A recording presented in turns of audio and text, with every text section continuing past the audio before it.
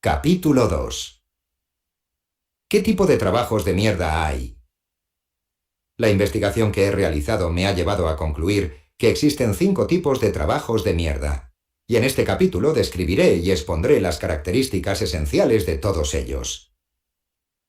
En primer lugar, un breve comentario sobre esta investigación, basada en 2 grandes grupos de datos. Tras la publicación en 2013 del artículo que dio origen a este libro, titulado Sobre el fenómeno de los trabajos de mierda, varios periódicos de distintos países lo difundieron, a su vez, en la sección de opinión, y también fue reproducido en numerosos blogs. En consecuencia, se realizaron un gran número de debates online sobre el tema, y en ellos muchos participantes se refirieron a sus experiencias personales con trabajos que consideraban especialmente absurdos o carentes de sentido. Escogí 124 de estas experiencias y dediqué un tiempo a clasificarlas. El segundo grupo de datos lo recabé de forma activa. Durante el segundo semestre de 2016, mantuve abierta una cuenta de correo electrónico exclusivamente dedicada a este tema, y utilicé mi cuenta de Twitter para animar a las personas que creían que habían tenido o tenían un trabajo de mierda a que me enviasen sus testimonios de primera mano. La respuesta fue impresionante. Acabé reuniendo más de 250 testimonios de todos los tamaños, desde un único párrafo hasta todo un ensayo de 11 páginas en el que, además de detallar secuencias enteras de trabajos de mierda, se incluían reflexiones sobre las dinámicas organizativas o sociales que los habían creado, así como descripciones de sus efectos sociales y psicológicos. La mayoría de estos testimonios procedían de ciudadanos de países de habla inglesa, pero también me llegaron desde buena parte de Europa continental, así como de México, Brasil, Egipto, India, Sudáfrica y Japón. Algunos eran profundamente emotivos, o incluso dolorosos de leer, mientras que otros eran realmente divertidos. Por supuesto, huelga decir que todos ellos insistían en que no utilizase sus nombres reales. Después de seleccionar las respuestas y eliminar el material no relacionado con el tema, me encontré con una base de datos de más de 110.000 palabras que clasifiqué por colores. El resultado obtenido seguramente no cumple los requisitos necesarios para poder realizar un análisis estadístico, pero en mi opinión es una fuente de extraordinaria riqueza para llevar a cabo un análisis cualitativo, en especial si tenemos en cuenta que en muchos casos he tenido la oportunidad de plantear nuevas preguntas a los participantes y, en algunos de ellos, incluso mantener largas conversaciones. Algunos de los conceptos clave que desarrollaré en el libro me fueron sugeridos o están inspirados por estas conversaciones, por lo que en cierto modo puede entenderse como un proyecto colaborativo. Esto es especialmente cierto en el caso de la clasificación que aparece a continuación, que surgió de forma directa de estas conversaciones y que me gusta considerar como el producto de un diálogo continuo más que como una creación solo mía. Los 5 tipos principales de trabajos de mierda. Ninguna clasificación es perfecta, y estoy seguro de que hay muchas formas de trazar las líneas de una investigación, todas ellas perfectamente válidas, pero en el proceso de esta llegué a la conclusión de que lo más útil era crear 5 categorías de trabajos de mierda, a las que llamo las de los lacayos, esbirros, parcheadores, marcacasillas y supervisores. Veamos cada una de ellas por turno. 1. Lo que hacen los lacayos. 2. Los trabajos de este tipo existen exclusiva o principalmente para hacer que otra persona parezca o se sienta importante. Esta categoría también podría llamarse siervos feudales.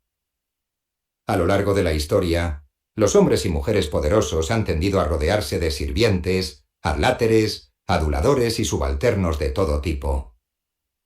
No todos ellos son empleados de la casa del poderoso, y muchos de los que sí lo son seguramente hacen al menos algún trabajo real. Pero en la cúspide de la pirámide suele haber un grupo cuyo cometido consiste básicamente en estar ahí y tener un aspecto imponente. Ahora bien, no se puede ser magnífico sin contar con un entorno. Y para los realmente magníficos, la propia inutilidad de los siervos uniformados que revolotean a su alrededor es el mayor testimonio de su grandeza. En plena era victoriana, por ejemplo, las familias adineradas de Inglaterra aún contaban con los servicios de un lacayo con librea, cuya única labor consistía en correr por delante de los carruajes para comprobar que no hubiese baches en el camino. A esta clase de sirvientes se les suele asignar una tarea menor para justificar su existencia, pero no es más que un pretexto. En realidad, el objetivo principal es contratar a jóvenes atractivos con uniformes vistosos que se posicionen junto a la puerta con aire regio mientras sus amos reciben toda clase de atenciones o que anuncien la llegada de otros magníficos precediéndoles con paso solemne. A menudo estos siervos tienen que llevar trajes y parafernalia de estilo militar para dar la impresión de que la persona pudiente a la que sirven tiene algo parecido a una guardia de palacio. Este tipo de trabajos tiende a multiplicarse en las economías basadas en la extracción de rentas y la consiguiente redistribución del botín. Hagamos un experimento mental. Imagine que pertenece a una clase feudal que recauda el 50% de la producción de todas las familias campesinas. En tal caso, usted está en posesión de una enorme cantidad de comida. De hecho, la suficiente como para alimentar a una población igual que la de los campesinos productores de comida. Algo hay que hacer con toda esa comida, y un señor feudal no puede tener más que un número limitado de cocineros, escanciadores de vino, fregonas, eunucos en el harén, músicos, joyeros y similares. Pese a disponer de muchos hombres entrenados en el uso de armas para sofocar cualquier posible rebelión, el problema del exceso de comida sigue ahí, y un número creciente de indigentes, fugitivos, huérfanos, criminales, mujeres en situaciones desesperadas y otras personas desfavorecidas empezarán inevitablemente a acumularse en torno a su mansión, porque después de todo es ahí donde está toda la comida. Se les puede echar de allí, pero entonces es probable que formen una peligrosa clase social de vagabundos que puede llegar a ser una amenaza política. Obviamente, lo mejor que puede hacer es ponerles un uniforme y asignarles alguna tarea menor o innecesaria. De esta forma mejorará su imagen y podrá vigilarles de cerca.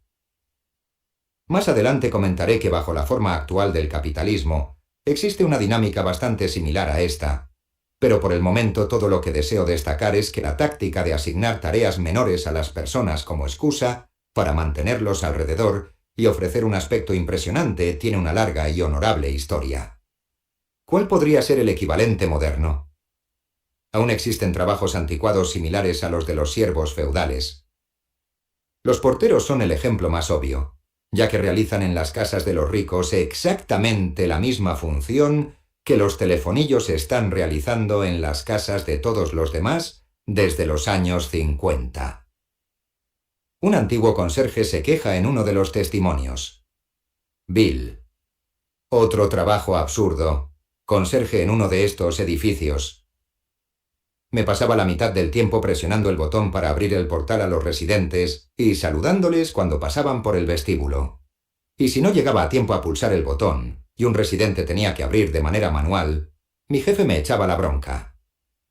En algunos países, como Brasil, determinados edificios aún tienen ascensoristas uniformados cuyo trabajo consiste en pulsar los botones por los residentes.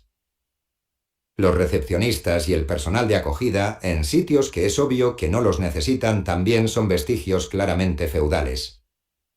Goethe. En 2010 trabajé como recepcionista en una empresa editorial holandesa. El teléfono apenas sonaba una vez al día, por lo que me encargaron algunas tareas adicionales. Mantener siempre lleno el recipiente de los caramelos. Otro empleado se encargaba de comprarlos. Yo solo tenía que rellenar el recipiente cogiéndolos de un cajón de mi mesa. Una vez a la semana tenía que ir a una sala de conferencias y dar cuerda a un gran reloj de pared. En realidad esta tarea era bastante estresante, ya que me dijeron que si se me olvidaba o esperaba demasiado se caerían las pesas y tendría que pagar de mi bolsillo la reparación, lo cual no era nada barato. La tarea que más tiempo me llevaba era gestionar las ventas de productos Avon de otra recepcionista. Obviamente, una llamada al día podía ser atendida por cualquier otro empleado de la empresa, igual que en las casas de casi todo el mundo. Responde quien se encuentre más cerca del teléfono y no esté ocupado con algo que requiera atención inmediata. ¿Por qué pagar un salario completo y sus correspondientes prestaciones a una mujer? En realidad, según parece, ¿A dos mujeres solo por sentarse todo el día en la recepción sin hacer nada? La respuesta es que no hacerlo sería sorprendente y extraño para los clientes, y muy poca gente tomaría en serio a la empresa si no tuviera a nadie siempre disponible en la recepción. Toda editorial que desafiase las costumbres tan abiertamente induciría a los posibles clientes o contratistas a preguntarse: si no les parece conveniente tener recepcionista, ¿qué otras cosas que tienen que hacer las editoriales pueden pasar por alto? ¿Pagarme, tal vez? Los recepcionistas son necesarios como una especie de insignia de seriedad, aunque no lleven a cabo ninguna labor concreta. Otros lacayos hacen las veces de emblema de importancia. La siguiente historia es de Jack, que fue contratado como vendedor telefónico en una pequeña empresa de venta de productos financieros. Esta clase de compañías, explica, suele operar con directorios corporativos robados, listados internos de clientes de una empresa que algún individuo con demasiada iniciativa ha logrado robar para vendérselos a otras firmas. Los brokers llaman entonces a empleados de alto nivel de otras empresas e intentan vender sus productos. Jack: mi trabajo como vendedor consistía en llamar a casa a esta gente, no para intentar vender acciones, sino para ofrecerles información gratuita a punto de publicarse sobre una empresa prometedora, haciendo hincapié en que llamaba de parte de un broker. Durante mi proceso de formación insistieron mucho en la importancia de esto último. El razonamiento era que, si dábamos la impresión de que los brokers estaban tan ocupados que necesitaban a un asistente para que llamase por ellos, los posibles clientes tenderían a pensar que eran más capaces y profesionales de lo que eran. Literalmente, el único propósito de ese trabajo era hacer que mi vecino el broker pareciese más exitoso de lo que era en realidad. Me pagaban $200 a la semana, en efectivo, sacados directamente de la cartera del broker, por hacerle parecer un tiburón de las finanzas. Sin embargo, para el broker yo no era solo un capital social que incrementaba su valor a ojos de los clientes, sino que en la propia empresa, el hecho de ser un broker con su propio vendedor a cargo era un símbolo de estatus y, en un entorno tan hipermasculino e hipercompetitivo, uno muy importante. Para él yo era una especie de tótem. Mi trabajo podía marcar la diferencia entre conseguir una reunión con un pez gordo regional o no conseguirla, pero la mayoría de las veces yo solo servía para hacerle ascender en la escala social de la oficina. El objetivo principal de estos brokers era impresionarlo bastante a su jefe como para conseguir que los trasladasen del humilde parqué de transacciones a su propio despacho. La conclusión de Jack era la siguiente: mi puesto en esa empresa era totalmente innecesario y solo servía para hacer que mi superior inmediato pareciese y se sintiese alguien importante. Esta es la definición exacta del trabajo de lacayo. La importancia de este caso es reducida. Incluso en los años 90, $200 no era mucho dinero, pero nos permite poner en evidencia una dinámica que también puede darse en entornos corporativos más grandes y complejos, aunque de forma menos obvia. En ellos se suelen dar situaciones en las que nadie tiene muy claro cómo o por qué se han creado y mantenido determinados puestos de trabajo. He aquí el caso de Ofelia, que trabaja para una organización que lleva a cabo campañas de marketing social. Ofelia: mi cargo actual es el de coordinadora de carteras, y todo el mundo me pregunta qué significa y qué es lo que hago exactamente. La verdad es que no tengo ni idea. Aún estoy intentando averiguarlo. La descripción del puesto dice un montón de cosas sobre facilitar las relaciones entre socios, etc. Lo cual, en la práctica, significa poco más que responder a alguna consulta ocasional. En mi opinión, mi cargo designa claramente un trabajo de mierda, pero en realidad, en mi día a día, desempeño funciones de asistente personal de directivos, y en ese papel sí hago tareas reales que es necesario realizar, solo porque las personas a las que asisto están demasiado ocupadas o son demasiado importantes para hacer ellas mismas esas tareas. De hecho, da la impresión de que la mayor parte del tiempo yo soy la única de mi entorno que tiene algo que hacer. Algunos días corro frenéticamente de aquí para allá, mientras que la mayoría de los gerentes intermedios están sentados mirando a la pared, en apariencia aburridos como ostras y tratando de matar el tiempo haciendo cosas inútiles, como el que todos los días se dedica a reorganizar su mochila durante media hora. Está claro que no hay suficiente trabajo para mantenernos ocupados a todos, pero, en una extraña decisión que probablemente solo hace que se sientan aún más importantes en sus propios puestos, en breve se contratará a un nuevo gerente. ¿Será para mantener la ilusión de que hay mucho que hacer? Ofelia sospecha que su trabajo empezó siendo un mero relleno, creado para que alguien pudiera jactarse del número de empleados a su cargo, pero una vez creado se puso en marcha una perversa dinámica por la cual los gerentes empezaron a descargar cada vez más responsabilidades en la subordinada de menor rango, ella, dando así la impresión de que estaban demasiado ocupados para encargarse de ellas personalmente. Esto, por supuesto, hizo que tuvieran aún menos cosas que hacer que antes, creando una espiral que culminó con la extraña decisión de contratar a todos a otro gerente que pueda ponerse a mirar a la pared o a jugar a Pokémon todo el día, solo porque su contratación va a transmitir la impresión de que los demás no dan abasto. A veces Ofelia no tiene un minuto de pausa, en parte porque a las pocas tareas necesarias que le encargan se suman las responsabilidades inventadas y diseñadas para mantener ocupado al personal de bajo nivel. Ofelia. Estamos divididos en 2 organizaciones y 2 edificios. Si mi jefa, la jefa de todo, de hecho, tiene que ir al otro edificio, tengo que rellenar un formulario para reservar un despacho para ella. Cada vez. Es una locura total, pero mantiene ocupada a la recepcionista de allí y, por lo tanto, parece indispensable. Tengo la impresión de que es a esto a lo que se refieren realmente las ofertas de empleo, cuando dicen que se espera de ti que hagas los procedimientos más eficientes, a que crees más burocracia para ocupar las horas de trabajo. El ejemplo de Ofelia destaca una ambigüedad común. ¿Cuál es en realidad el trabajo de mierda, el del lacayo o el del jefe? A veces, como vimos en el caso de Jack, es claramente el primero. El lacayo solo existe para hacer que su superior inmediato parezca o se sienta importante. En casos como ese, a nadie le importa si el lacayo no hace nada en absoluto. Steve. Acabo de graduarme y mi nuevo trabajo consiste básicamente en que mi jefe me reenvía sus correos electrónicos con el mensaje: Steve, ocúpate de esto. Y yo suelo responder que el correo no es importante o que directamente es spam. En otros casos, como el de Ofelia, los lacayos acaban haciendo el trabajo de sus jefes. En realidad, este fue el papel tradicional de las secretarias, ahora llamadas asistentes administrativas, de los ejecutivos durante casi todo el siglo XX. Aunque en teoría las secretarias solo tenían que responder al teléfono, escribir al dictado o archivar documentos, a menudo acababan ocupándose de hacer el 80 o el 90% del trabajo de sus jefes y en ocasiones hasta el 100% de las tareas que no son absurdas. Sería fascinante, aunque seguramente imposible, confeccionar un catálogo de libros, diseños, planes, discursos y documentos atribuidos a hombres famosos que en realidad fueron redactados por sus secretarias.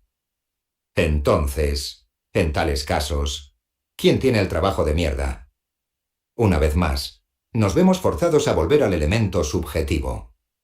El gerente de la oficina de Ofelia, que reordena su mochila durante media hora diaria, puede estar o no dispuesto a admitir que su empleo carece de sentido.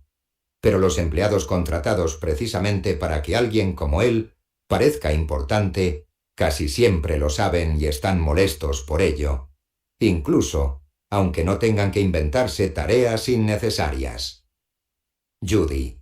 El único empleo a tiempo completo que he tenido. En el departamento de recursos humanos en una empresa de ingeniería era totalmente innecesario. Yo solo estaba allí porque el encargado de este departamento era un vago redomado y no quería ni levantarse de su silla. Mi puesto era el de asistente de recursos humanos y mi trabajo me llevaba, no es broma, 1 hora al día o 1 hora y media como máximo. Las otras 7 horas me las pasaba jugando al 2048 o viendo vídeos en YouTube. El teléfono no sonaba nunca y bastaban 5 minutos para actualizar los datos diarios. Me pagaban por aburrirme. Mi jefe podría haber hecho fácilmente todas mis tareas, pero, como digo, era un maldito vago. Cuando estaba haciendo rapa en pasata, pues acá a casa me apesa más esto.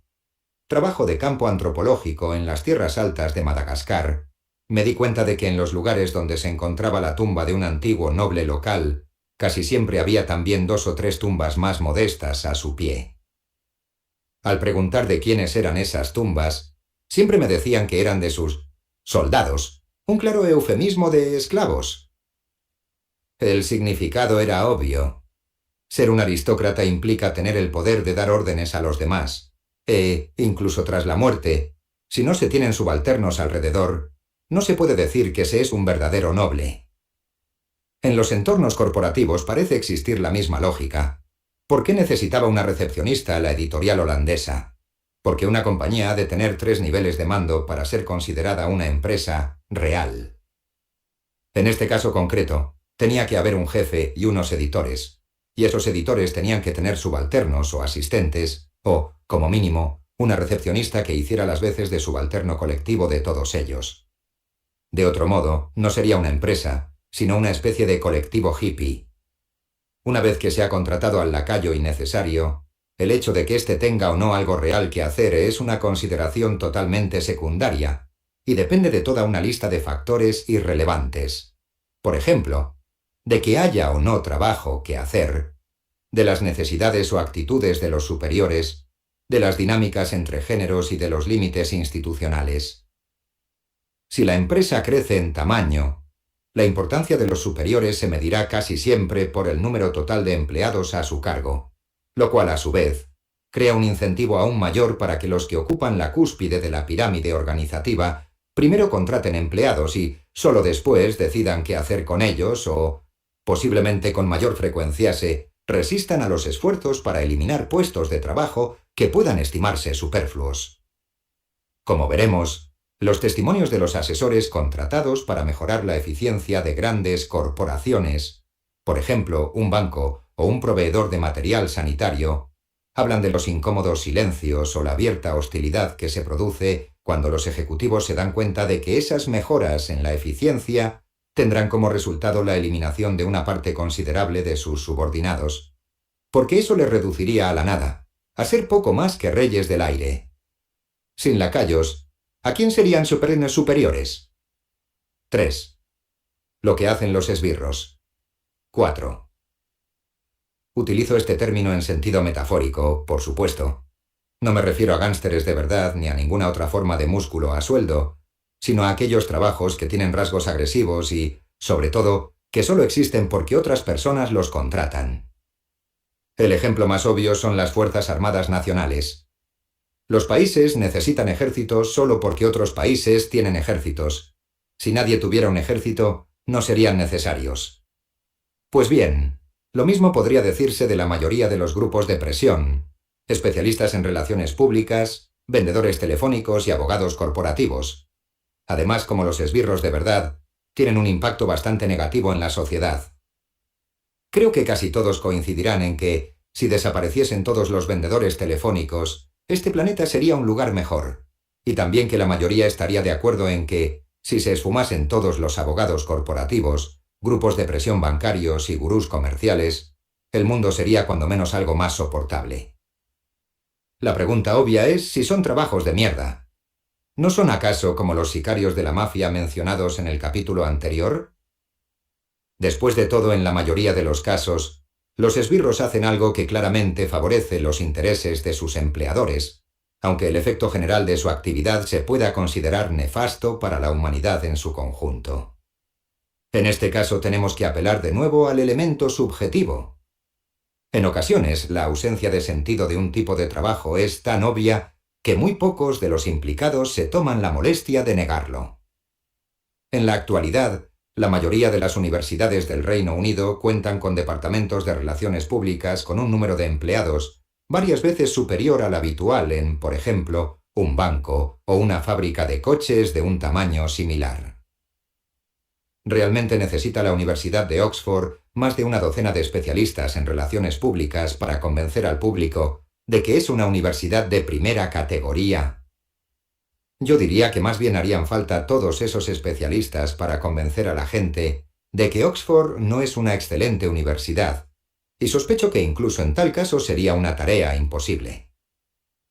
Obviamente, estoy siendo algo frívolo, ya que está claro que esta no es la única labor que realiza un departamento de relaciones públicas. Estoy seguro de que, en el caso de Oxford, muchas de sus preocupaciones cotidianas se centran más bien en atraer hacia la universidad a los hijos de magnates del petróleo o de políticos corruptos del extranjero, que de otro modo podrían optar por ir a Cambridge. Sin embargo, algunas de las personas que están a cargo de las relaciones públicas comunicación estratégica o tareas similares en muchas universidades de élite del Reino Unido me han enviado testimonios en los que dejan claro que realmente sienten que sus trabajos no tienen mucho sentido. Si he incluido a los esbirros como una categoría de trabajos de mierda, es precisamente por esta razón, porque muchos de los que realizan esa tarea sienten que no aportan nada a la sociedad y que su empleo no debería existir. Recordemos las palabras del especialista en demandas fiscales del prefacio. Soy abogado corporativo, mi contribución hacia este mundo es totalmente nula y siempre me siento deprimido por ello. Por desgracia, es casi imposible establecer qué porcentaje de los abogados corporativos comparten en secreto esta sensación. La encuesta de YouGov no segregaba los resultados por profesiones, y aunque mi propia investigación confirma que tal sensación está bastante extendida, ninguno de los que me hicieron llegar sus testimonios eran empleados de alto nivel, y lo mismo ocurre con los que trabajan en marketing o en relaciones públicas.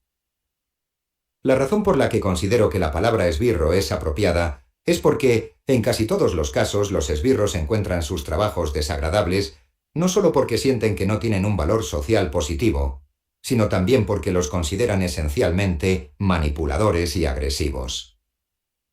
Tom. Trabajo para una gran empresa estadounidense de postproducción cinematográfica con sede en Londres.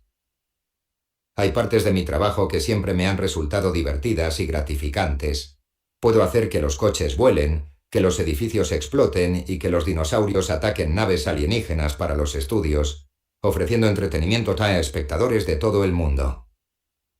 Sin embargo, últimamente un porcentaje cada vez más grande de nuestros clientes son empresas de publicidad. Nos hacen llegar sus anuncios de productos de marcas conocidas: champú, pasta de dientes, crema hidratante, detergentes, etc. Y utilizamos trucos visuales para que parezca que estos productos funcionan mejor de lo que realmente lo hacen. También trabajamos en programas de televisión y en vídeos musicales. Eliminamos las bolsas de los ojos de las mujeres, hacemos que el pelo parezca más brillante y los dientes más blancos, adelgazamos la figura de las estrellas de la música o del cine, etc. Para ello, eliminamos las manchas de la piel mediante aerografía, modificamos el color de los dientes uno por uno para que parezcan más blancos, y lo mismo hacemos con las prendas de los anuncios de detergentes. Borramos las puntas abiertas y añadimos brillo al cabello de los anuncios de champú, y utilizamos herramientas deformadoras especiales para hacer que la gente parezca más delgada. Estas técnicas se emplean literalmente en cada anuncio de televisión, además de en casi todas las series y muchas películas, en especial en las mujeres, pero también en los hombres. Básicamente lo que hacemos es intentar conseguir que los espectadores se sientan mal por su aspecto durante los programas principales y después exagerar la efectividad de las soluciones ofrecidas durante las pausas comerciales. Me pagan 100.000 libras al año por hacer esto. Cuando le pregunté por qué consideraba que el suyo era un trabajo de mierda, en lugar de, digamos, perverso, Tom respondió: Tom, en mi opinión, un trabajo solo vale la pena cuando cubre una necesidad ya existente, o cuando ofrece un producto o un servicio en el que la gente no había pensado, pero que de alguna forma realza o mejora su vida. Creo que hace mucho tiempo que dejamos atrás la época en la que la mayoría de los trabajos eran de este tipo. La oferta ha superado ampliamente a la demanda en muchos sectores, por lo que en la actualidad la demanda ha de ser creada de manera artificial. Mi tarea es una combinación de creación de demanda artificial y exageración de la utilidad de los productos vendidos para cubrirla. De hecho, se podría decir que ese es el cometido de todas las personas que trabajan en el sector de la publicidad o para él. Si hemos llegado a un punto en el que para vender productos, primero, hay que engañar a la gente para que piensen que los necesitan, entonces es muy difícil sostener que estos trabajos no son de mierda. En el mundo de la publicidad, el marketing y la propaganda, esta clase de insatisfacción es tan fuerte que incluso existe una revista, Adbusters, algo así como jazz o anuncios al descubierto, producida por trabajadores del sector que están resentidos por lo que la industria les obliga a hacer para ganarse la vida y que desearían utilizar sus habilidades para hacer el bien en vez del mal. Por ejemplo, para crear llamativas cosetasimas subversiones que ataquen a la cultura consumista en su conjunto. Tom, por su parte, no considera que el suyo sea un trabajo de mierda porque él se oponga a la cultura consumista, sino porque siente que su labor estética, como él mismo la llama, se ha convertido en algo coercitivo y manipulador. En su opinión, es preciso distinguir claramente entre, por decirlo así, la ilusión honesta y la deshonesta. Cuando se hace que un dinosaurio ataque a una nave espacial en una película, nadie piensa que esté viendo algo real, y lo mismo ocurre con los trucos de un mago. La diversión está en que todo el mundo es consciente de que está viendo un truco. Lo que ocurre es que no sabe cómo se ha hecho.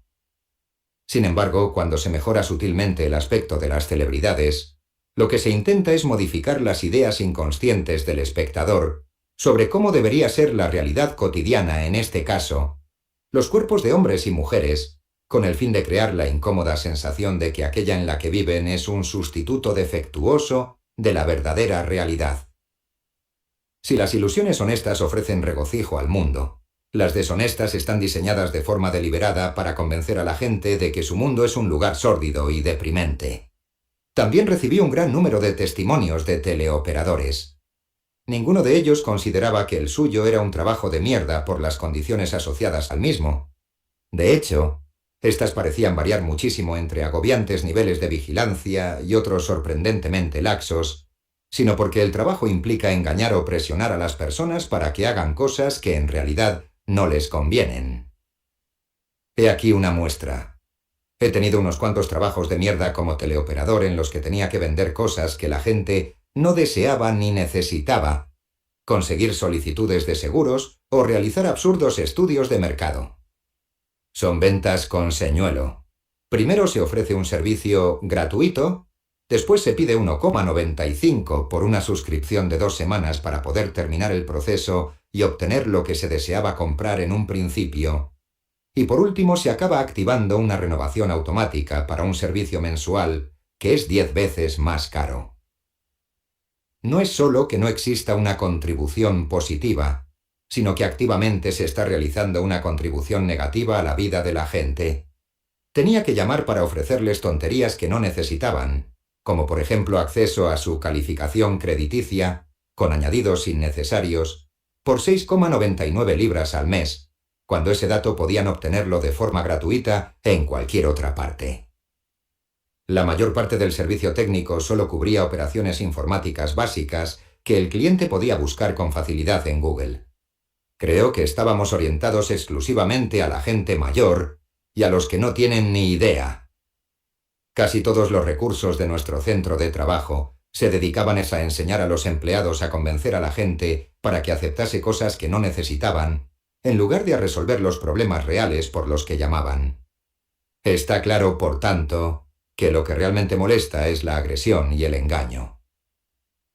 En este caso puedo hablar por experiencia propia, pues en el pasado realicé esta clase de trabajos, aunque fuese por un periodo de tiempo muy breve. Hay pocas cosas menos agradables que verte obligado contra tu voluntad a intentar convencer a los demás para que hagan cosas que desafían el sentido común. En el siguiente capítulo, en el que hablo sobre violencia psicológica, analizaré este tema con mayor profundidad, pero por el momento baste señalar que esto es precisamente lo que significa ser un esbirro. 5. Lo que hacen los parcheadores. 6.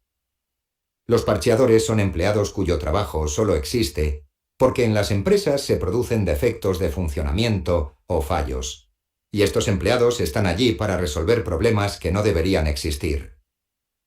El término se utiliza sobre todo en el ámbito de la programación, pero creo que puede tener aplicación general. Un programador informático describe el sector de la siguiente manera. Pablo. Tenemos básicamente dos tipos de trabajos. Uno de ellos implica trabajar con tecnología básica, resolviendo problemas difíciles y estimulantes.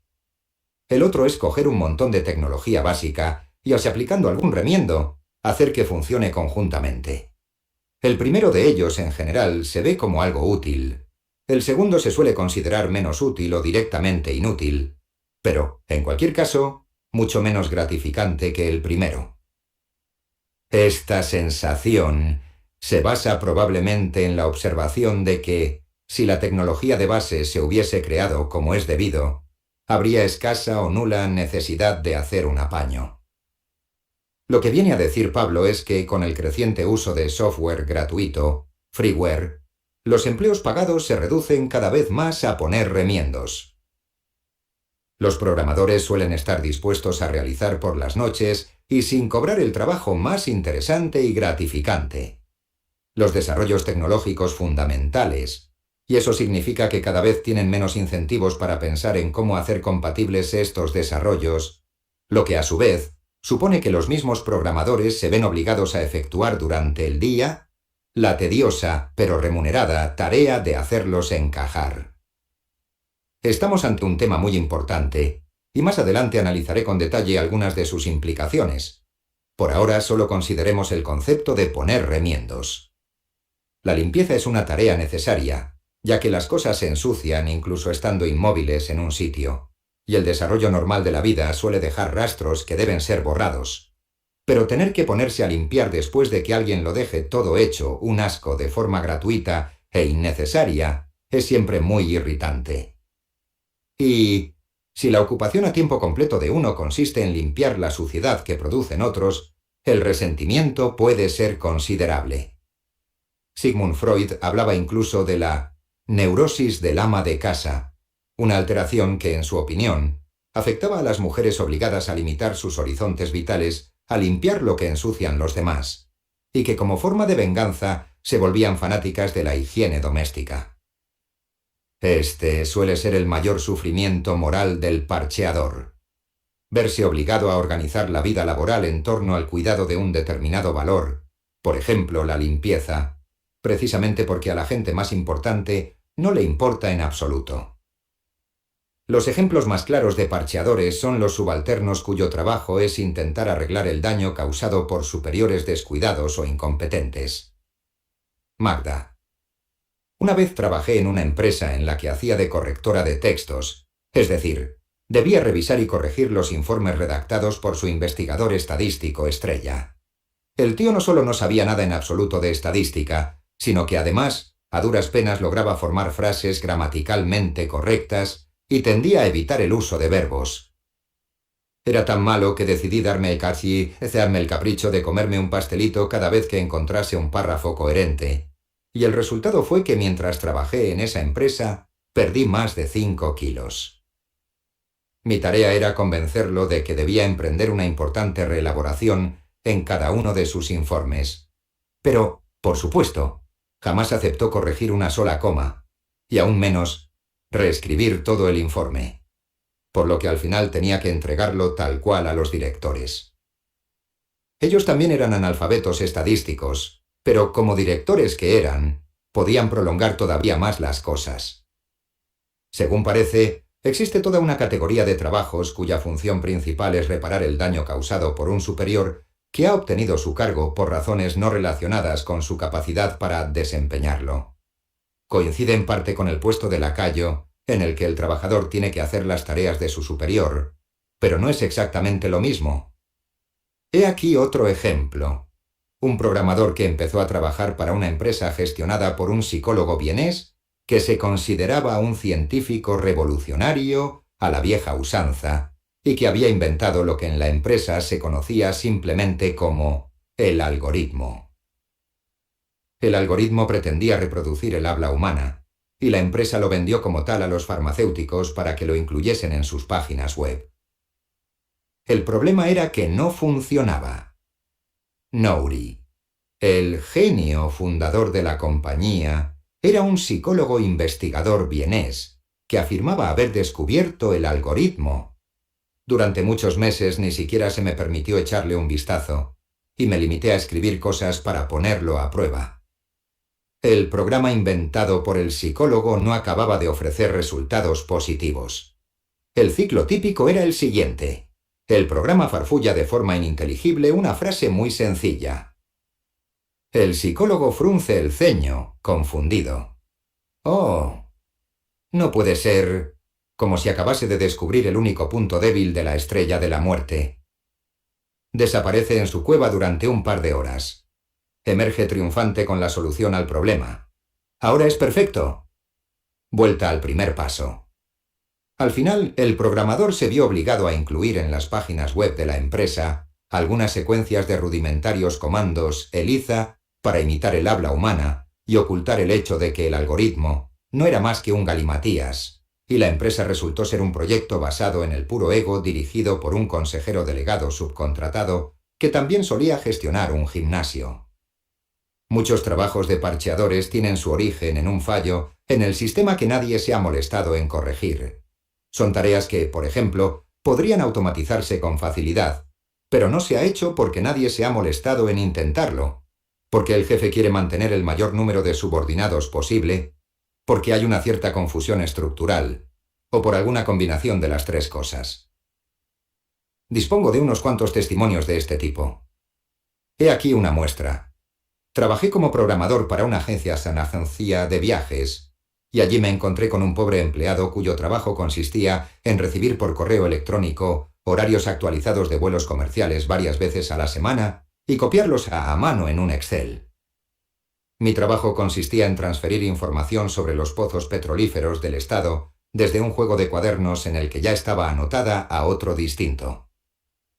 Me pasaba las 7 horas y media de mi jornada laboral fotocopiando los registros sanitarios de veteranos de guerra, y los empleados teníamos que escuchar una y otra vez que comprar máquinas digitalizadoras era demasiado costoso. Tenía una única responsabilidad: atender el buzón de entrada de correo electrónico al que llegaban peticiones de empleados solicitando ayuda técnica, y cambiarles el formato antes de reenviarlos al servicio técnico. No solo era un ejemplo de libro de un trabajo fácilmente automatizable, sino que solía estar automatizado. Al parecer hubo algún tipo de desacuerdo entre varios gerentes que llevó al Consejo de Administración a implantar una estandarización que eliminó esta automatización. Socialmente hablando, el trabajo de parcheador ha sido tradicionalmente femenino. A lo largo de la historia, los hombres importantes han vagado ajenos a buena parte de lo que ocurría a su alrededor y pisoteando a muchos por el camino. Solían ser sus mujeres, hermanas, madres o hijas las que asumían la responsabilidad de apaciguar orgullos, calmar nervios y negociar soluciones a los problemas creados por estos hombres. En la práctica, el trabajo de parcheador puede considerarse como una tarea típica de la clase trabajadora. Puede que sea el arquitecto el que diseñe unos planos que parecen impresionantes sobre el papel, pero es el constructor quien tiene que encontrar la forma de instalar los enchufes en una habitación circular o utilizar cinta adhesiva real para mantener unidas las cosas que no encajan como indican los planos. En este último caso, no estamos hablando en realidad de un trabajo de mierda, o al menos no más de mierda que el de un director de orquesta, interpretando la partitura de una sinfonía de Beethoven o el de una actriz interpretando a Lady Macbeth. Siempre existirá una cierta brecha entre proyectos, esquemas y planos y su implementación en el mundo real. Por tanto, siempre habrá personas encargadas de efectuar los ajustes correspondientes. Un trabajo se convierte realmente en un trabajo de mierda cuando era obvio desde el principio que el plan jamás iba a funcionar, y cualquier arquitecto competente debería haberse percatado de ello.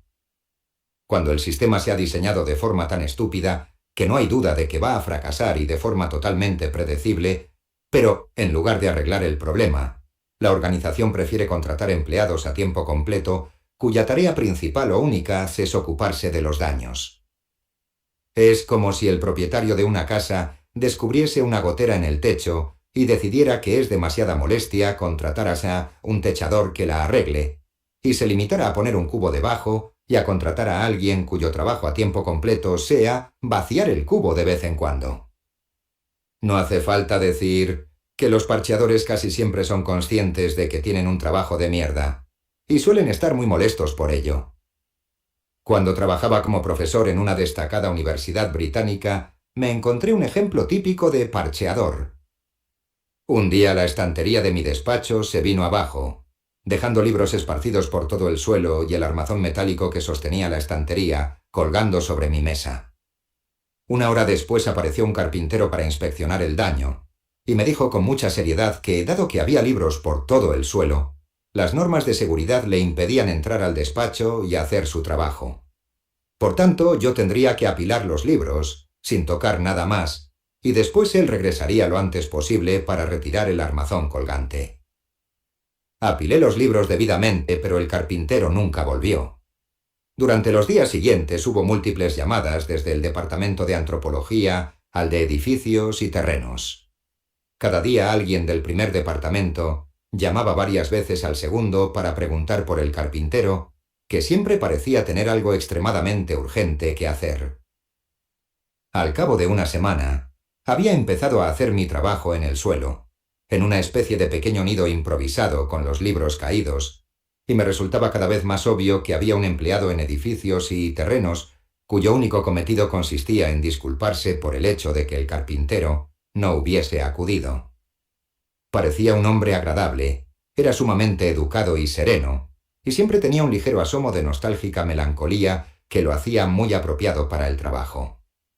Aún así, cuesta imaginar que estuviese especialmente satisfecho con su elección profesional, y lo que es más, no parecía haber ninguna razón aparente por la que la universidad no pudiera prescindir de sus servicios y utilizar el dinero de su sueldo para contratar a otro carpintero, en cuyo caso, de todos modos, su trabajo tampoco sería necesario. 7. Lo que hacen los marcacasillas. 8. Utilizo aquí el término marcacasillas para referirme a aquellos empleados que existen única o principalmente para permitir que una empresa pueda afirmar que está haciendo algo que de hecho no hace. El siguiente testimonio es de una mujer contratada para coordinar actividades de ocio en una residencia de ancianos y discapacitados. Betsy. La mayor parte de mi trabajo consistía en entrevistar a los residentes y rellenar un formulario sobre sus preferencias de ocio que luego se introducía en un programa informático y se olvidaba para siempre. Por alguna razón, también el formulario en papel se guardaba en un archivador. A ojos de mi jefe, la cumplimentación de esos formularios era sin duda la parte más importante de mi trabajo.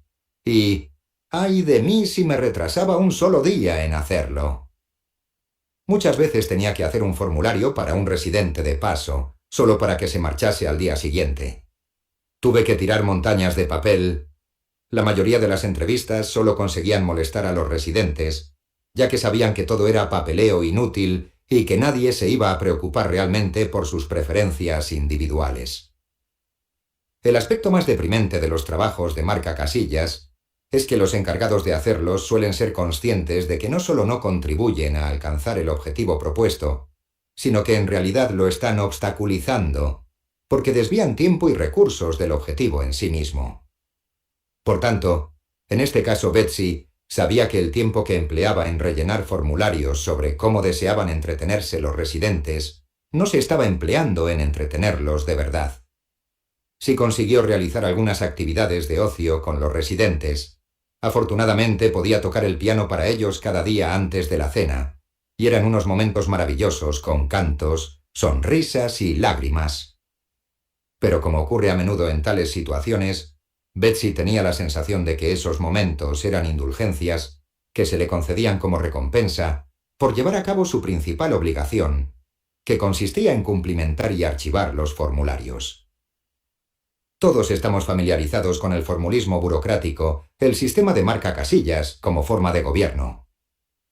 Si uno o varios empleados del gobierno fuesen sorprendidos haciendo algo inaceptable como aceptar sobornos, por ejemplo, o disparar a los ciudadanos en los semáforos, la primera reacción invariablemente consistiría en la creación de una comisión de investigación para llegar al fondo del asunto. Esto suele servir para dos cosas. En primer lugar, es una forma de dar a entender que, aparte de un pequeño grupo de sinvergüenzas, nadie tenía la menor idea de que aquello estaba ocurriendo. Lo cual, por supuesto, pocas veces es cierto. Y, en segundo lugar, es también una forma de hacer creer que, una vez que se conozcan todos los hechos, alguien hará algo para solucionarlo, lo cual tampoco suele ser cierto. La mayoría de las veces, una comisión de investigación solo sirve para decir al público que el gobierno está haciendo algo que en realidad no está haciendo. Pero las grandes empresas suelen comportarse de la misma forma si, por ejemplo, se descubre que emplean mano de obra semiesclava o infantil en sus fábricas de confección textil, o que tiran basura tóxica en sitios no habilitados para ello.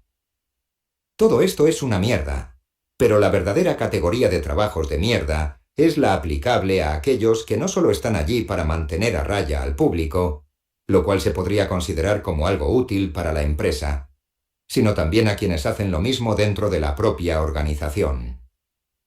El sector del cumplimiento legal corporativo, creado explícitamente por la normativa gubernamental de Estados Unidos, puede entenderse como una forma intermedia. Laila. Trabajo en un sector en expansión, fruto de la normativa federal establecida por la Ley de Prácticas Corruptas en el extranjero. Las empresas estadounidenses tienen que poner los medios para asegurarse de que no están haciendo negocios con empresas corruptas de ultramar. Los clientes son grandes compañías, tecnología, automoción, etc., que pueden tener innumerables pequeños negocios a su alrededor, a los que proveen o con los que trabajan en lugares como China, la región de la que yo me ocupo. Nuestra empresa realiza informes sobre el cumplimiento de la normativa para nuestros clientes, basados en 1 o 2 horas de investigación por Internet, a las que, para garantizar cierta coherencia en todos los expedientes, se añade un elevado nivel de jerga técnica y mucha experiencia. En ocasiones Internet revela algo que se puede considerar una clara señal de alarma, como por ejemplo, que el director de una empresa haya sido fichado por un caso criminal, pero yo diría que la proporción realidad/conjetura se sitúa en torno al 20/80%. A menos que alguien haya sido acusado de un crimen, desde mi apartamento de Brooklyn no tengo forma de saber si, por ejemplo, un sobre lleno de dinero en efectivo ha cambiado de manos en Guangzhou. Es verdad que, de un modo u otro, todas las burocracias funcionan en base a este mismo principio. Una vez que se introducen medidas formales de éxito, la realidad para la organización es solo lo que existe en el papel, y la realidad humana que hay tras ella es, en el mejor de los casos, algo secundario. Recuerdo con mucha claridad que, cuando yo no era más que un profesor novato en la Universidad de Yale, tuvieron lugar interminables discusiones sobre el caso de una estudiante de posgrado de arqueología cuyo marido había muerto en un accidente de coche el primer día del curso. Por alguna razón, la conmoción le había hecho desarrollar un bloqueo mental en relación con el papeleo. Asistía a todas las clases, participaba activamente en los debates, entregaba los trabajos a tiempo y sacaba excelentes notas, pero todos los profesores acababan siempre descubriendo que no se había matriculado formalmente en su asignatura. Y, según señalaba la Eminence Grise del departamento durante las reuniones del claustro, eso era lo único que importaba. En opinión de los de registro, si no se han presentado los formularios a tiempo, no se ha hecho el curso, por lo que el rendimiento es totalmente irrelevante. Otros profesores mascullaban y protestaban, y ocasionalmente alguno aludía a su tragedia personal, aunque nunca se especificaba la naturaleza exacta de la misma. Me enteré tiempo después cuando me la contaron sus compañeros, pero nadie planteó nunca una objeción seria a la actitud de los de registro. Desde el punto de vista administrativo, aquella era la realidad. Al final, después de que un intento de última hora para que cumplimentase un fajo de documentos de apelación para poder matricularse aún fuera de plazo tampoco tuviese respuesta, y tras numerosos y extensos soliloquios del director de estudios de posgrado sobre lo desconsiderado que era por su parte poner las cosas tan difíciles a aquellos que solo querían ayudarla, la alumna fue expulsada del programa alegando que una persona que demostraba ser tan incapaz de manejar el papeleo no era apta para una carrera académica. Y esta mentalidad, en un momento en el que las funciones del gobierno se están reorganizando para asemejarse cada vez más a una empresa, y cuando a los ciudadanos se les redefine como clientes, En vez de estar en regresión, parece que está aumentando. Mark es responsable senior de calidad y rendimiento en el ayuntamiento de un municipio del Reino Unido. Mark: la mayor parte de lo que hago, en especial desde que dejé la primera línea de atención al cliente, es marcar casillas, fingir que todo va estupendamente ante los gerentes y, en general, alimentar a la bestia con cifras sin sentido que dan la ilusión de que todo está bajo control.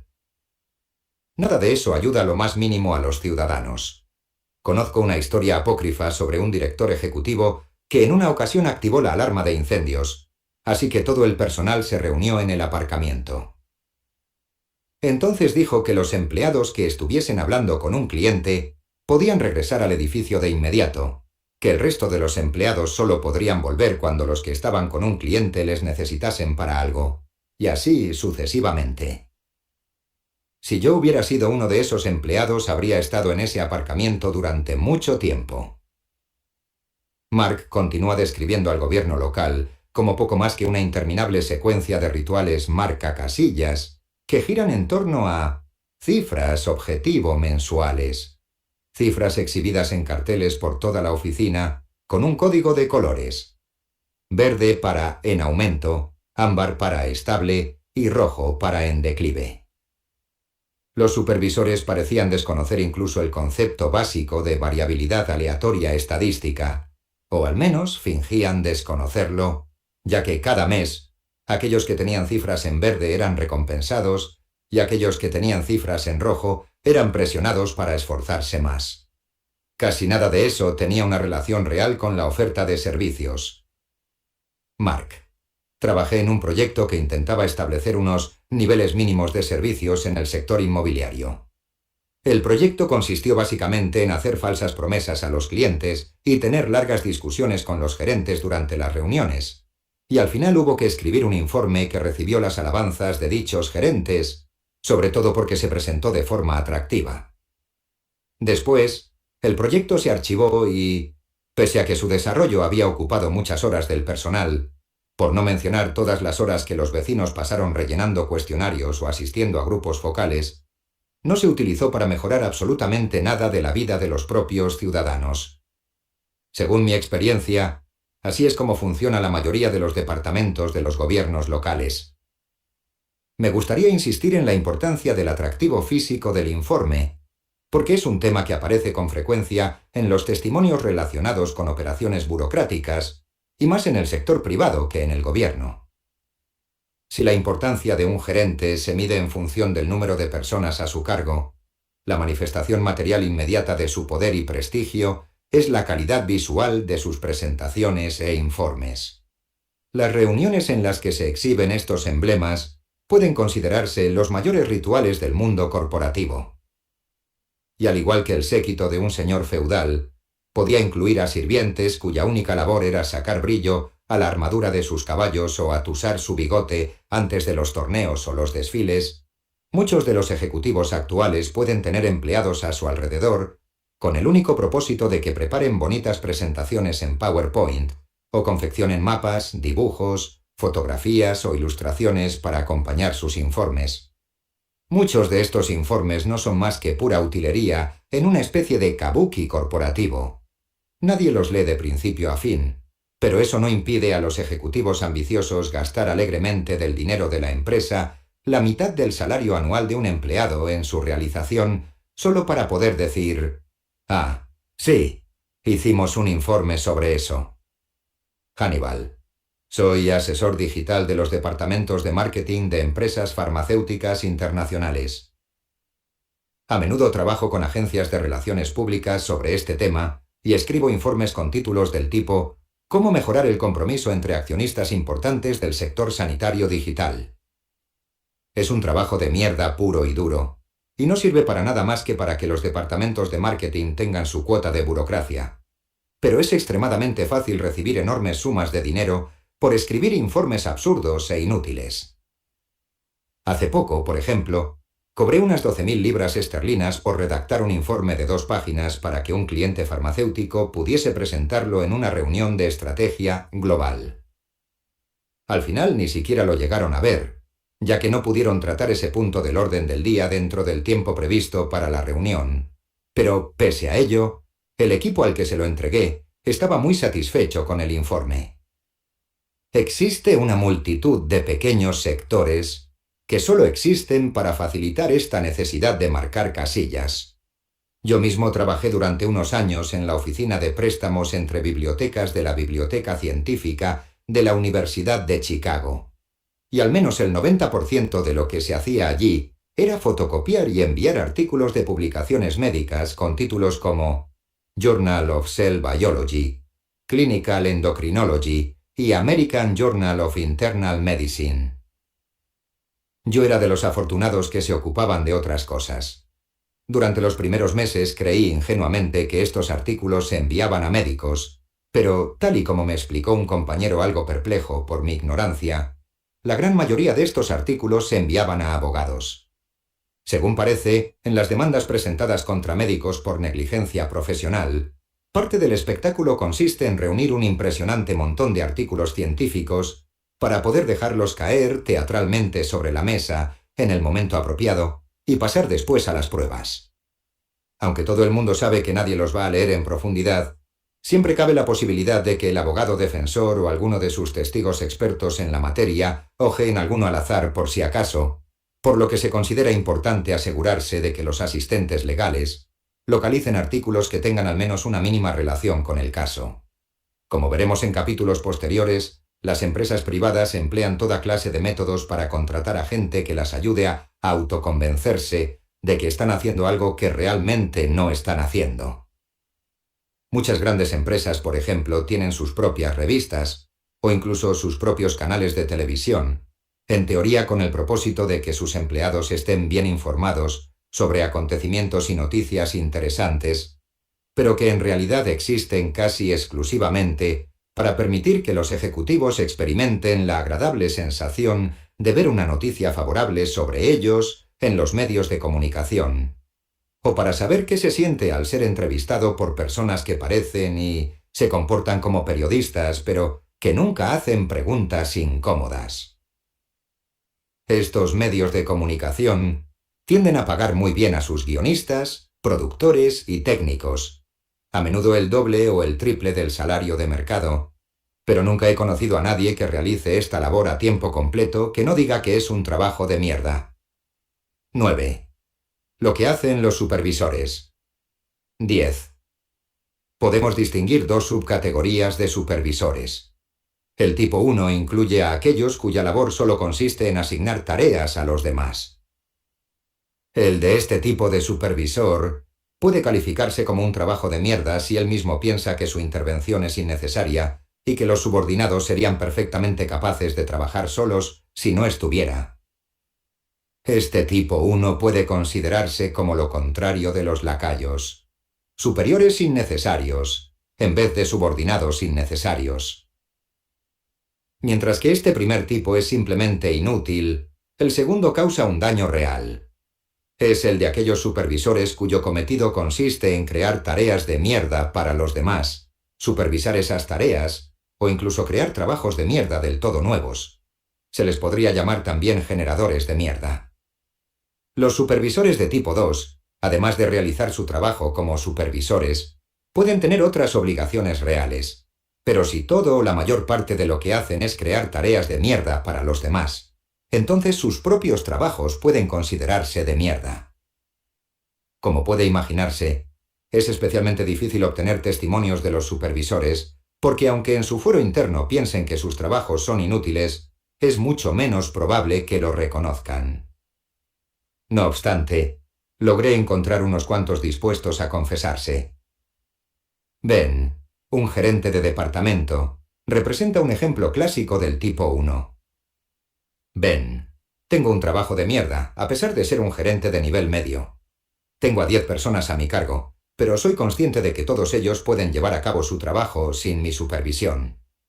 Mi única función es asignarles tareas, pero supongo que podrían hacerlo directamente las personas que generan el propio trabajo. He de decir que en muchas ocasiones las labores asignadas proceden de otros gerentes con trabajos de mierda, por lo que tal vez podría decirse que el mío es un trabajo de mierda por duplicado. Me ascendieron hace poco a este puesto, y me paso gran parte del tiempo mirando al vacío y preguntándome qué debería estar haciendo. Se supone que tengo que motivar a mis subordinados, pero dudo que me esté ganando mi salario en ese sentido, por mucho que lo intente. Ben calcula que se pasa al menos el 75% de su tiempo asignando tareas y controlando que los subordinados las realicen, a pesar de que, según él mismo recalca, no tiene razón alguna para creer que se fuesen a comportar de otro modo si él no estuviera. También dice que intenta asignarse a sí mismo tareas reales furtivamente, pero cuando lo hace sus superiores se acaban percatando y le ordenan que no lo haga. Cuando Ben me mandó este testimonio tan solo llevaba 2 meses y medio en su puesto, lo cual puede explicar su franqueza. Si finalmente acaba sucumbiendo y acepta su nuevo papel en la vida, entenderá que, tal y como sostiene otro testimonio recibido, el trabajo del gerente medio es asegurarse de que los empleados de nivel más bajo alcancen sus cifras de productividad, y por tanto comenzará a recabar datos estadísticos formales que sus subalternos pueden intentar falsificar. En realidad, verse forzado a supervisar a personas que no necesitan supervisión es algo bastante común. He aquí, por ejemplo, el testimonio de un director adjunto de localización llamado Alfonso. Alfonso. Mi trabajo es supervisar y coordinar un equipo de 5 traductores. El problema es que dicho equipo es perfectamente capaz de funcionar solo. Todos conocen bien todas las herramientas que tienen que usar y pueden gestionar su propio tiempo y sus tareas sin ningún problema. Por tanto, mi labor suele ser la de repartidor de tareas. Recibo peticiones a través de Jira, una herramienta burocrática de gestión de tareas, y las asigno a la persona o personas pertinentes. Aparte de eso, tengo que realizar informes periódicos para mi jefe, que a su vez los incorpora a informes más importantes que se envían al consejero delegado. Esta especie de mezcla de supervisor y marca casillas parece ser la esencia misma de la gerencia intermedia. Coaccionar, incentivar, amedrentar y negociar con los departamentos sobre lo que pueden, deben o pueden querer hacer, utilizando el palo o la zanahoria del dinero. Los decanos estratégicos y otros puestos similares no tienen ni zanahorias ni palos, pues no son ejecutivos. No manejan dinero alguno, y solo cuentan, según me lo describieron a mí en una ocasión, con el poder de la persuasión y la influencia. No formaba parte de la cúpula universitaria y no participaba en las peleas sobre objetivos, estrategia global, control de rendimiento, auditorías, etc.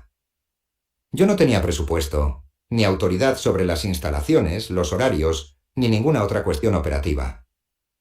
Todo lo que podía hacer era diseñar una estrategia que se adaptase a las estrategias ya establecidas de la universidad. Así pues, su labor principal era redactar una nueva declaración de visión estratégica como las que se suelen utilizar para justificar los tediosos cálculos numéricos y la burocracia, que tan importantes han llegado a ser en la vida académica británica. Pero dado que Chloe no tenía verdadero poder, en realidad no era más que un teatro de sombras sin sentido. Lo que sí tenía era lo que todos los administradores universitarios de alto nivel suelen recibir en la actualidad como distintivo de honor: su propio mini imperio de personal administrativo. Chloe. Me concedieron el equivalente a un asistente personal a 3/4 de jornada, el equivalente a un ATA, asistente en proyectos especiales y políticas de apoyo, a 3/4 de jornada, y un estudiante de posgrado como asistente de investigación, además de una asignación para gastos de 20.000 libras. En otras palabras, un montón de dinero, público, dedicado a mantener un trabajo de mierda. El asistente de proyectos especiales y políticas de apoyo estaba allí para ayudarme con proyectos y políticas. La asistente personal era estupenda, pero en realidad no era más que una secretaria y agente de viajes con pretensiones.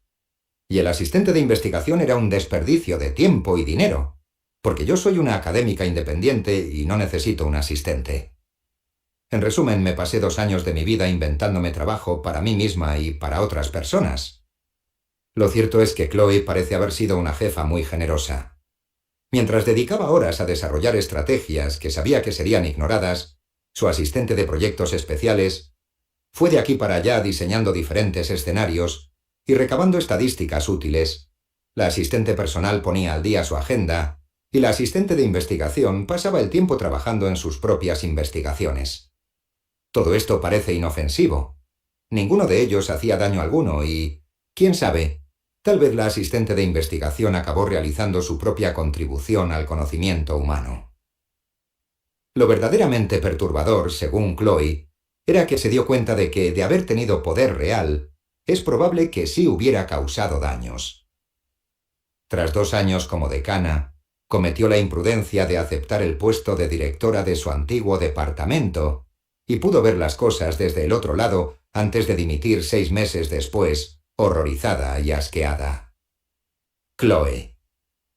Mi breve periodo como directora de departamento me recordó que, como mínimo, el 90% del trabajo consiste en realizar tareas de mierda. Por ejemplo, rellenar los formularios enviados por el decano de cada facultad para redactar documentos estratégicos que luego ascienden por la cadena de mando. Crear una montaña de papeleo como parte del control y supervisión de las actividades de investigación y docencia. Diseñar un plan tras otro para tratar de justificar el hecho de que los departamentos tengan el dinero y el personal que tienen. Realizar puñeteras evaluaciones anuales que van a parar a un cajón y nunca más ven la luz del sol. Y, para llevar a cabo todo esto, se espera que como directora de departamento pidas ayuda a tus subordinados. Mierda por todas partes. ¿Qué pienso sobre todo esto? Pues que no es el capitalismo en sí mismo el que produce los trabajos de mierda, sino la ideología gerencialista que se está aplicando en las organizaciones complejas. A medida que esta ideología va echando raíces, se ven cada vez más grupos de personal académico cuyo trabajo es únicamente mantener activos sus engranajes. Estrategias, objetivos de rendimiento, auditorías, revisiones, evaluaciones, estrategias renovadas, etc., que no tienen absolutamente nada que ver con la verdadera esencia vital de las universidades, la docencia y la educación. Sobre esto, dejaré que sea Chloe la que tenga la última palabra. En el caso de Chloe, al menos se le asignó primero el personal, y después fue cuando tuvo que pensar en la forma de mantenerlos ocupados. Tania, que ha tenido una larga serie de trabajos como supervisora tanto en el sector público como en el privado, nos ofrece una explicación sobre cómo pueden crearse trabajos de mierda totalmente nuevos. Este último testimonio es único porque incorpora explícitamente la tipología desarrollada en este capítulo. Al final de mi investigación, con el fin de alentar comentarios, enmiendas o reacciones, revelé en Twitter mi recién creada clasificación de trabajos de mierda. A Tania le pareció que los términos propuestos encajaban bien con su experiencia. Tania. En su taxonomía de trabajos de mierda, creo que en la categoría en la que mejor encajo es en la de supervisora. Hace poco fui subdirectora de una oficina de servicios administrativos que se ocupaba de los recursos humanos, los presupuestos, las subvenciones, los contratos y los desplazamientos de 2 organismos con un presupuesto de unos $600 millones y cerca de 1000 empleados. En un momento dado, como gerente, o como parcheador que intenta rellenar brechas funcionales, te das cuenta de que necesitas contratar a otra persona para cubrir una necesidad organizativa. En muchas ocasiones intento cubrir mi propia necesidad de tener un marcacasillas o un parcheador, o la necesidad de otros gerentes de contratar gente para realizar trabajo real, o de cubrir su ración imprescindible de esbirros o lacayos.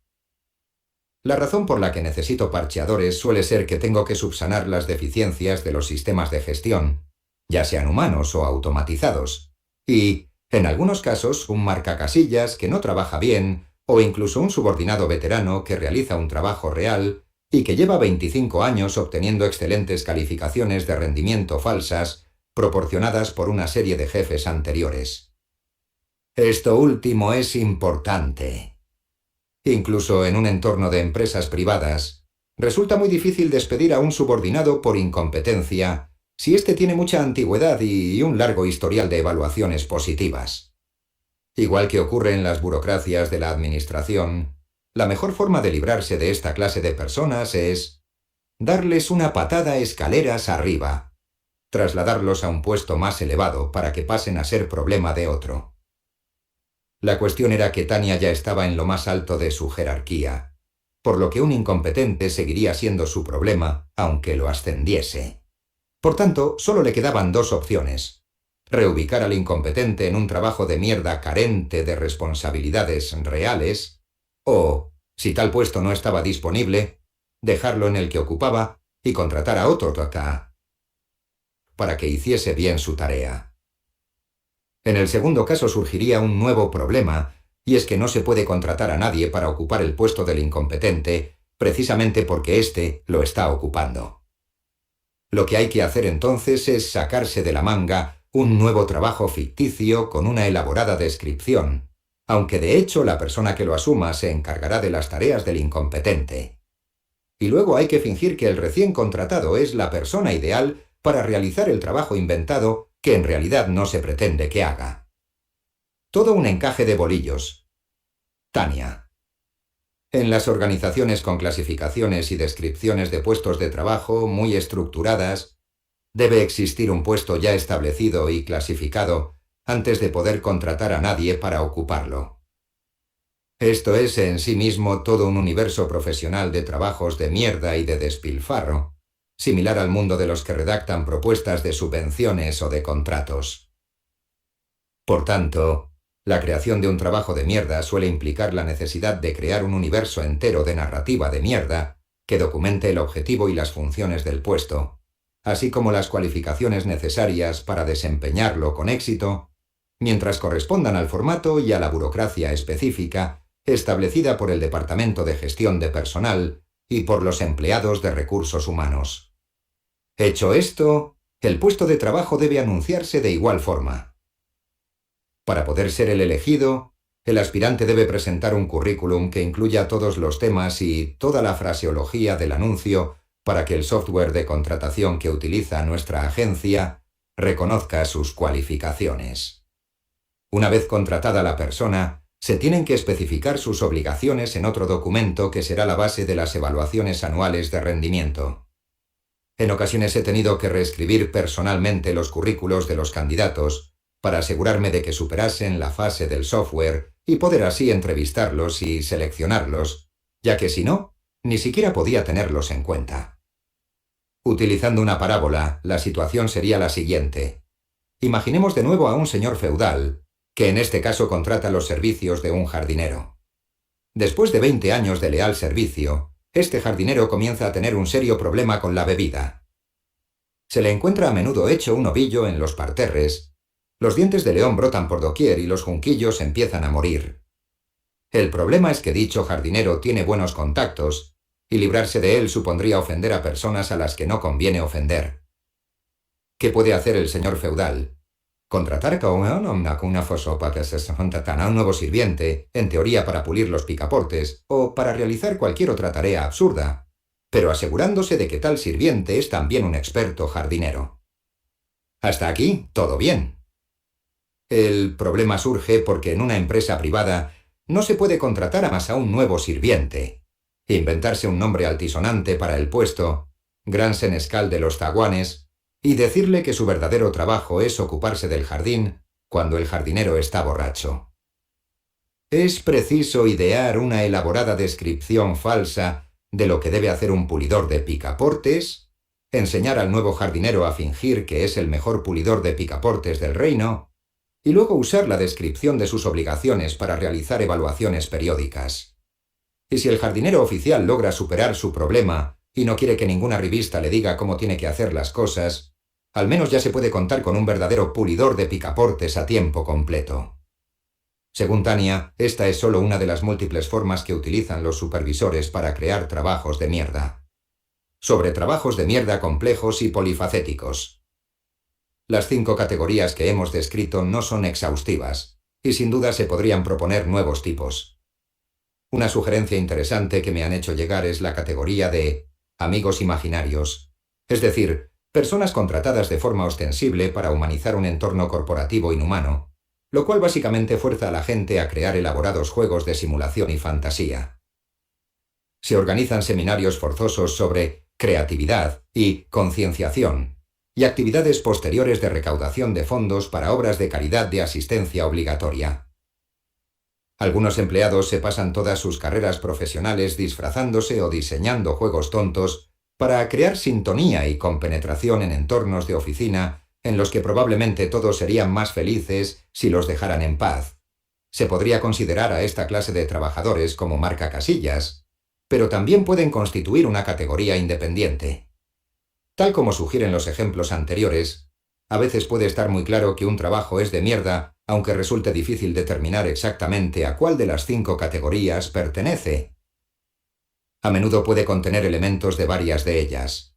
Un marcacasillas puede ser también un lacayo, o acabar convirtiéndose en un simple lacayo si cambian las reglas internas de la organización. Y un lacayo también puede ser un parcheador a tiempo parcial, o pasar a ser parcheador a tiempo completo si surge un problema y, en lugar de arreglarlo como es debido, el jefe decide que es más fácil reasignar a alguno de sus subordinados desocupados para que se ocupe de lidiar con los efectos. Retomemos el caso de Chloe, la decana no ejecutiva. Por un lado, su puesto podía entrar en la categoría de lacayo, porque fue creado por sus superiores principalmente por razones simbólicas, pero por otro también era supervisora de sus propios subordinados. Dado que tanto ella misma como sus subordinados no tenían mucho que hacer, pasaba parte de su tiempo buscando problemas que pudiesen parchear hasta que llegó a la conclusión de que, incluso si le concediesen algún tipo de poder real, probablemente lo único que haría serían ejercicios burocráticos. Recibí también un testimonio de un hombre que trabajaba para una empresa de venta a distancia, subcontratada por una gran empresa de información y tecnología. No sé cuál era exactamente, porque no me lo dijo, pero para el caso supongamos que era Apple. Su tarea era llamar a otras empresas e intentar convencerlas de que concertasen una reunión con un representante de ventas de Apple. El problema era que todas las empresas a las que llamaba ya tenían a un representante de Apple en su plantilla, a menudo trabajando en su sede, y, lo que es más, eran perfectamente conscientes de ello. Kim. A menudo preguntaba a mis superiores cómo convencerían ellos a posibles clientes de la importancia de reunirse con un representante de ventas de nuestro gigante tecnológico, cuando ya tenían en sus instalaciones un representante de ventas de ese mismo gigante tecnológico. Algunos se mostraban tan desafortunados como yo, pero los más avispados me explicaban pacientemente que el objetivo real no era el obvio, sino que se trataba de una cuestión de etiqueta social. Los clientes no aceptan tener una reunión porque piensen que les puede ayudar a resolver problemas de negocio, sino porque temen parecer descorteses si no lo hacen. La tarea no puede ser más absurda, pero ¿cómo clasificarla exactamente? Dado que Jim era un vendedor a distancia, podría calificarse como esbirro, pero un esbirro cuyo único propósito era convencer a la gente para que marcase una casilla, un acto burocrático. Otra categoría ambigua y polifacética es la que forman los trabajadores diana, que se pueden contemplar como una combinación de lacayo y parcheador, pero que también tienen sus propias características singulares. Los trabajadores diana son subordinados contratados para recibir el fuego de las reclamaciones y quejas, a menudo legítimas. Sin embargo, se les asigna esa tarea precisamente porque carecen de autoridad para hacer algo al respecto. El trabajador diana es, por supuesto, una figura muy común en las instituciones burocráticas. Podría considerarse un trabajador diana el hombre cuyo único trabajo era pedir disculpas por el hecho de que el carpintero no estuviera disponible, pero en su caso, su puesto era especialmente cómodo, ya que solo tenía que atender a profesores y administradores, por lo que era poco probable que tuviese que soportar gritos, golpes en la mesa o que se mostraran demasiado alterados. En otros contextos, sin embargo, ser una diana puede resultar verdaderamente peligroso. Cuando llegué al Reino Unido en 2008, una de las cosas que más me llamaron la atención fue la omnipresencia de carteles en sitios públicos que recordaban a los ciudadanos que no debían atacar físicamente a los funcionarios del gobierno. Pensaba que esto se daba por sentado, pero al parecer no era así. A veces los trabajadores diana son muy conscientes de cuál es su papel, como Nathaniel, que se apuntó a Putnam a un programa de trabajo a tiempo parcial en una universidad de Canadá y le asignaron la tarea de llamar a otros alumnos para comunicarles que habían cumplimentado mal algún formulario y que, por tanto, tenían que presentarlo de nuevo. Dado que los que hacíamos este tipo de trabajo éramos todos estudiantes, la gente procuraba no cabrearse mucho. Lo primero que decíamos cuando notábamos que alguien se mosqueaba era: «Lo siento, tío, sé que esto es una mierda. Yo también soy alumno». Otras dianas parecen conmovedoramente ingenuas. Tim. En verano suelo trabajar en un colegio mayor. He realizado este trabajo durante 3 años y aún no tengo del todo claro cuáles son mis obligaciones reales. Parece que el trabajo consiste principalmente en ocupar un espacio físico en la recepción, pues eso es lo que hago las 3/4 partes de mi jornada.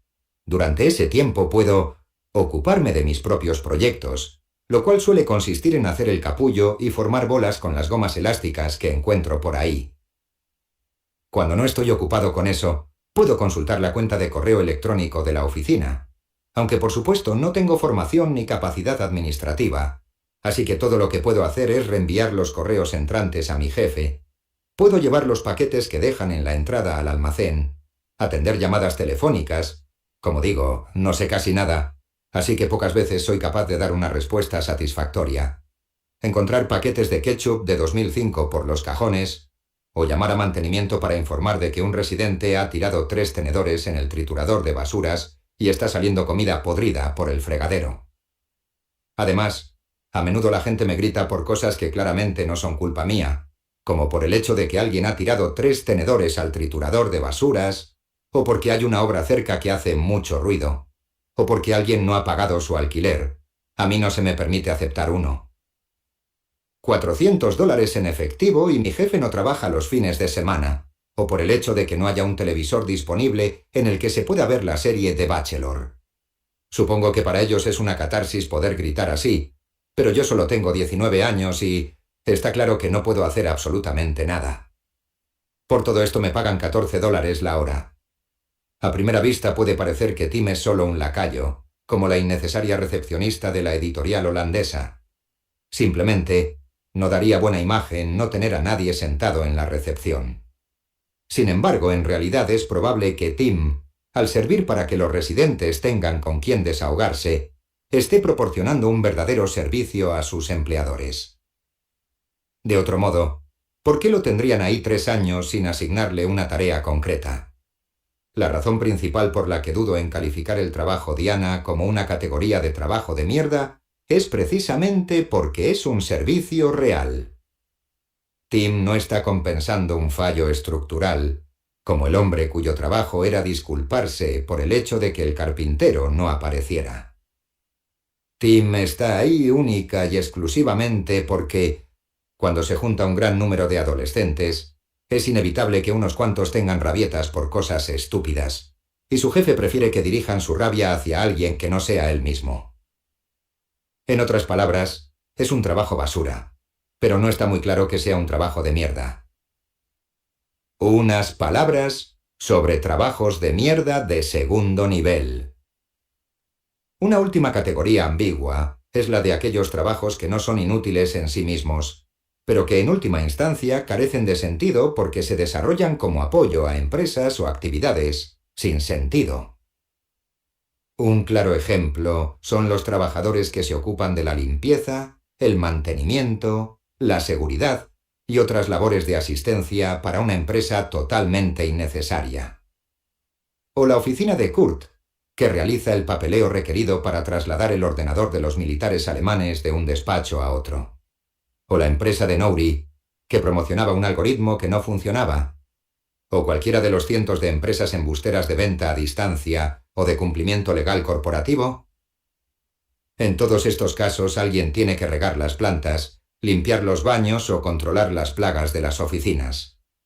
Y aunque es cierto que la mayoría de estas compañías operan en grandes edificios de oficinas que albergan a empresas de muy diferentes tipos, por lo que es poco probable que un único limpiador, electricista o técnico de mantenimiento ofrezca sus servicios exclusivamente a aquellos que creen tener ocupaciones inútiles. Si se calculase la proporción de este tipo de trabajos que prestan asistencia a los trabajos de mierda, el porcentaje sería bastante elevado.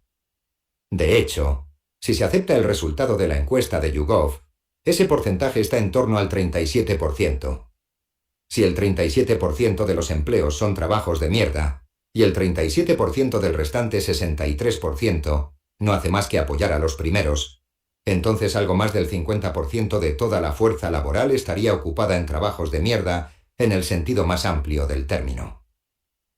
Si se combina este dato con la mierdificación de las ocupaciones útiles, al menos el 50% de los trabajos de oficina, presumiblemente algo menos en otros sectores, y las diversas profesiones que solo existen porque todo el mundo trabaja demasiado, los repartidores de pizza durante 24 horas diarias, o los que bañan perros, por citar solo dos, es probable que pudiéramos reducir la semana laboral real a 15 horas, o incluso a 12 sin que nadie lo notase demasiado. Comentario final con un breve regreso a la pregunta de si es posible tener un trabajo de mierda y no saberlo. El concepto de trabajos de mierda de segundo nivel vuelve a plantear el tema de hasta qué punto estos son únicamente una cuestión de juicio subjetivo y qué proporción tienen de realidad objetiva. En mi opinión, los trabajos de mierda son muy reales. Cuando digo que solo podemos fiarnos del juicio del trabajador, me refiero a lo que podemos saber de ellos como observadores. También me gustaría recordar al lector que, aunque pienso que lo más correcto es permitir que sea el propio empleado quien responda a la pregunta de si su trabajo realmente sirve para algo, cuando nos enfrentamos al tema más delicado de saber si el trabajo en cuestión añade algo de valor, creo que lo mejor es recabar la opinión de la mayoría de los que trabajan en el sector. De otro modo, podríamos llegar a la absurda conclusión de que, de 30 asesores legales que trabajan en la misma oficina y realizan las mismas tareas, 29 tienen trabajos de mierda solo porque así lo sienten, y el último no lo tiene únicamente porque está convencido de que su trabajo es útil. A menos que se opte por pensar que no existe más realidad que la percepción individual, lo cual es problemático a nivel filosófico, es difícil negar la posibilidad de que la gente pueda equivocarse al juzgar lo que hace. Por lo que se refiere a este libro, esta cuestión no supone un gran problema, porque lo que realmente me interesa, como ya he dicho, es el elemento subjetivo. Mi principal propósito no es tanto establecer una teoría sobre la utilidad o el valor social, como entender los efectos psicológicos, sociales y políticos del hecho de que muchos de nosotros tengamos la secreta impresión de que nuestros trabajos carecen de esa utilidad o valor social. También doy por supuesto que la gente no suele equivocarse, por lo que si realmente se desea determinar, por ejemplo, qué sectores de la economía son de verdad aceptables y cuáles no lo son, la mejor forma de hacerlo sería examinar en qué sectores hay una mayoría de trabajadores que consideran que tienen trabajos de mierda y en qué sectores no la hay. Más aún, se podría intentar hacerles confesar la teoría tácita sobre el valor social que los ha llevado a esta conclusión. Si alguien dice, mi trabajo no tiene ningún sentido, ¿qué criterios implícitos está aplicando para llegar a tal conclusión? Algunos, como Tom, el especialista en efectos especiales, lo han meditado mucho y lo pueden decir con seguridad. En otros casos, los trabajadores no son capaces de articular una teoría, pero se nota que tienen alguna, aunque sea a nivel inconsciente, que se podría sacar a la luz examinando el lenguaje que utilizan y observando sus reacciones instintivas ante su propio trabajo. Para mí esto no es un problema. Soy antropólogo, y descubrir las teorías implícitas que se esconden detrás de las acciones y reacciones cotidianas de la gente es básicamente la definición de mi trabajo. No obstante, el problema surge cuando las teorías difieren de una persona a otra. Por ejemplo, al realizar este estudio me llamó la atención que gran parte de los empleados del sector bancario están secretamente convencidos de que el 99% de lo que hacen los bancos no beneficia a la humanidad en modo alguno. Es de suponer que el resto de los empleados del sector no están de acuerdo con esta valoración. ¿Hay algún patrón? ¿Depende de la antigüedad? ¿Es más probable que los altos directivos crean en los beneficios sociales de la banca? ¿O muchos de ellos están de acuerdo en que su trabajo no tiene valor social, pero sencillamente no les importa? es posible que a algunos incluso les agrade saber que su trabajo no beneficia a la población, porque con un cierto sentido romántico de la vida, se consideran piratas o verdaderos artistas de la estafa. Es imposible saberlo con seguridad, aunque el testimonio de Jeffrey Sachs, recogido en el capítulo anterior, da a entender que muchos de los peces más gordos, sencillamente, están convencidos de que tienen derecho a todo lo que puedan obtener. El verdadero problema de mi enfoque surge cuando nos encontramos con que los trabajos que todos los demás consideran ejemplos claros de trabajos de mierda no son juzgados así por quienes los realizan. Repito que nadie ha efectuado un estudio comparativo detallado sobre este tema, pero mis propios datos ofrecen algunas pautas interesantes. Solo recibí testimonios de unos pocos abogados, la mayoría asistentes legales, de únicamente 2 especialistas en relaciones públicas y ni uno solo de miembros de grupos de presión. ¿Significa esto que tenemos que concluir que estos no son trabajos de mierda? No necesariamente, pues puede haber otras razones que expliquen su silencio. Por ejemplo, puede que haya pocos de ellos que utilicen Twitter, o puede que los que sí lo hacen sean más propensos a mentir. Como comentario final, debo añadir que en realidad solo hubo una categoría de profesionales que, además de negar que sus trabajos careciesen de sentido, expresaron verdadera hostilidad ante la idea de que nuestra economía esté cuajada de trabajos de mierda, y estos fueron predeciblemente los propietarios de empresas y los encargados de contratar o despedir a los empleados. Tania fue una excepción en este sentido. De hecho, durante años he estado recibiendo mensajes periódicos, no solicitados, de indignados emprendedores y ejecutivos asegurándome que toda mi hipótesis es errónea. Nadie, insisten, gastaría dinero de una empresa en un empleado innecesario. Estos mensajes pocas veces ofrecen argumentos especialmente sofisticados, y la mayoría se basan en la siguiente falacia circular. Puesto que en una economía de mercado no podría haber ocurrido ninguna de las cosas descritas en este capítulo, entonces en realidad no han ocurrido. En consecuencia, todas las personas convencidas de que sus trabajos son inútiles deben estar equivocadas, son engreídas o simplemente no comprenden cuál es su verdadera función, que solo es plenamente visible para quienes están en lo alto de la escala jerárquica. En vista de estas respuestas, uno tiene la tentación de concluir que al menos sí existe una clase de personas que verdaderamente no se da cuenta de que su trabajo es de mierda. El problema, por supuesto, es que lo que hacen los altos directivos no es realmente inútil. Para bien o para mal, sus acciones influyen en el mundo. Sencillamente, son ciegos a toda la mierda que crean.